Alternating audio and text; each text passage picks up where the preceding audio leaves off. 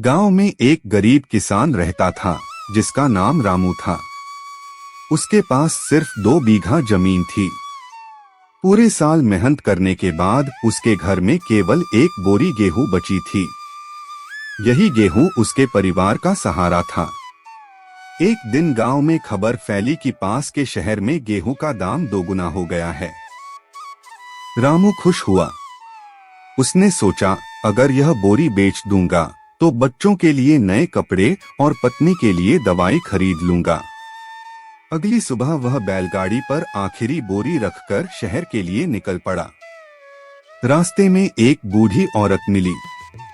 वह कई दिनों से भूखी थी। उसने हाथ जोड़कर कहा, बेटा, थोड़ा सा अनाज दे दे, नहीं तो मैं भूख से मर जाऊंगी। रामू रुक गया। उसके मन में संघर्ष शुरू हो गया। अगर गेहूं दे देता तो उसके अपने बच्चे भूखे रह जाते। अगर नहीं देता तो बूढ़ी औरत शायद बचती नहीं। कुछ देर सोचने के बाद उसने बोरी में से थोड़ा गेहूं निकालकर बूढ़ी औरत को दे दिया। बूढ़ी औरत मुस्कुराई और बोली, बेटा, भगवान तेरी झोली भर देंगे।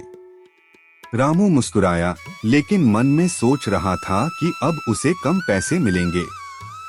वह आगे बढ़ा। थोड़ी दूर जाने पर उसने देखा कि एक छोटा बच्चा सड़क किनारे रो रहा है। उसकी माँ बीमार थी और उनके पास खाने को कुछ नहीं था। रामू ने फिर अपनी बोरी खोली और थोड़ा गेहूं उन्हें भी दे दिया।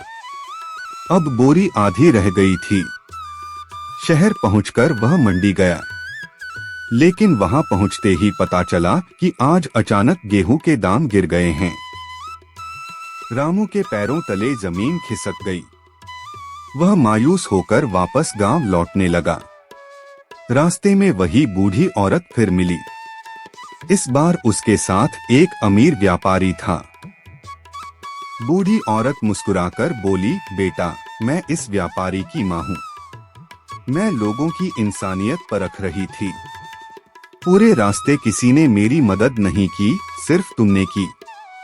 व्यापारी ने कहा, आज से तुम्हारी पूरी फसल मैं हर साल बाजार से ज्यादा दाम पर खरीदूंगा और तुम्हारे बच्चों की पढ़ाई का खर्च भी मैं उठाऊंगा। रामू की आंखों में आंसू आ गए। उसने आसमान की ओर देखा और कहा, नेकी कभी बेकार नहीं जाती। दूसरों की मदद करने वाला इंसान कभी खाली हाथ नहीं रहता। भगवान देर से देते हैं,